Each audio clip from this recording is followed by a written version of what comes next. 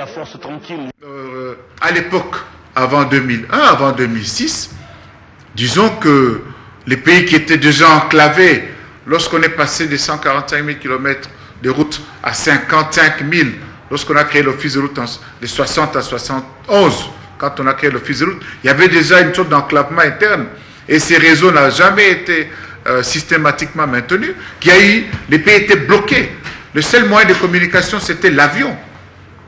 C'était l'avion. C'est pour ça qu'il y a eu tous ces coucous-là, ces cercueils volants. Il y a eu l'émergence de ces cercueils volants parce que c'était le seul moyen pour quitter un chef-lieu, aller à un centre important d'une province. Mais aujourd'hui, vous pouvez faire le tour du Congo en véhicule et je peux démontrer. Et c'est ce que je suis en train de dire. Vous pouvez quitter. Le chef de l'État l'a fait. On est parti de Mbujimaï jusque Chikapa, plutôt Kananga, Kananga, Chikapa. Chikapa, on est venu à Kikwit en passant par le pont Luange. C'est que les Belges en 85 ans n'ont pas réalisé. C'est que Mobutu en 32 ans n'a pas fait. On est arrivé à Kikwit, Kikwit Massimanima, Massimanima Kenge, Kenge Bongata, Kinshasa. Le temps de parcours de ces 1500 km, c'était 28 heures. Alors que moi, ministre des Travaux publics, je quittais Kinshasa, à 10 heures, j'arrivais à Kenge, 270 km à minuit, et le lendemain, je reprenais laborieusement la route pour arriver à la nuit tombée à Kikwit. 48 heures pour les 520 km entre Kinshasa et Kikwit. Aujourd'hui, il y a des taxibus qui font des allers-retours. Comment ne pas voter quelqu'un qui a fait ça et qui est en passe de continuer? Ce sont, je vous le dis, des projets dont la réalisation prend du temps. Mais déjà, ce qui est réalisé, les pays respirent. Le Congo est en train d'aller de la modernisation. Kinshasa est devenu une capitale sûre. Le Congo commence à aller vers les standards des pays modernes en plein XXIe siècle. Comment ne pas continuer avec un homme qui a déjà démontré que ce qui était impossible pour les Belges en 85 ans, ce qui n'a pas été fait en 32 ans sous Mobutu, ce qu'il vient de commencer, il va l'achever pour amener le Congo dans une révolution de modernité. Vous parlez de la modernité, vous vantez les 5 chantiers de la République, mais vous vous attardez plus sur le route.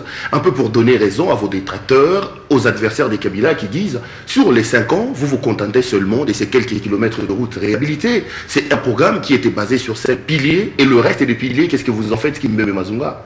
Les 5 chantiers ont fonctionné dans ce que vous appelez les 5 piliers partout, sur le 2 345 000 km, et au niveau de chacun des territoires de chaque province de notre pays. La santé, il faut sillonner la République, tout ce que les BCP a fait, l'UCOP, des fonds sociaux. Il y a un nombre impressionnant de centres construits et réhabilités. Les écoles, à tous les niveaux, primaires, secondaires, les universités, on a construit des universités. Celui de Kino a été inauguré. On parle des stages qui continuent à Kinshasa, on parle des gens qui ne sont pas desservis en eau potable. C'est une critique qu'on attend ça et là. Je ne vous suivrai pas sur ce terrain, je vais me référer à ce que le chef de l'État dit. Les Congolais aujourd'hui ont compris d'où est-ce que nous venons. Nous venons d'où? Lorsque les tenants d'un certain pouvoir disaient Bokoliana, aujourd'hui on voit un chef de l'État qui sillonne partout, qui va dans ce que vous appelez, vous les journalistes, les Congo profonds, pour s'imprégner de vraies réalités dans lesquelles vivent ses compatriotes, pour faire sienne ses préoccupations et amener les instances autorisées à apporter les solutions qu'il faut. C'est pour ça que vous avez vu que le chef de l'État est allé à Gemena pour lancer les travaux de modernisation, de réhabilitation de l'hôpital de Gemena. Vous savez ce que ça signifie Gemena pendant 32 ans. L'hôpital de Gemena, pour ceux qui connaissent, est situé en face de la résidence du président Mobutu, qui fut après la résidence du président du MLC. Mais il a fallu que ce soit le chef de l'État qui, en 2009, octobre, aille voir l'hôpital et décide de sa réhabilitation. Depuis 1991, il n'y avait pas une seule goutte d'eau dans le robinet de Gemena. Il a fallu attendre septembre 2009. Donc, le pays est entré dans un gouffre béant. Vous savez comment on a été à partir de 90, les premiers pillages, les deuxièmes pillages, les massacres des étudiants de Lumbashi, qui ont fait que tous les bailleurs de fonds, tous les partenaires au développement du Congo nous aient abandonnés. Il a fallu attendre que Moussé Kabila revienne avec un programme de relance économique. Il y avait un volet infrastructure important. Vous ne savez pas relancer l'économie si vous ne réalisez pas les infrastructures. Voilà pourquoi les infrastructures, nous ne sommes pas focalisés seulement sur les infrastructures routières, comme vous dites, mais les infrastructures de base en général. Les ports, les aéroports, Kinshasa, Lubumbashi, Kisangani. Et aujourd'hui, on peut, contrairement à ce que je lis dans un rapport de la Banque mondiale, qu'on ne sait pas faire relier 4 chefs de province par route. C'est faux aujourd'hui.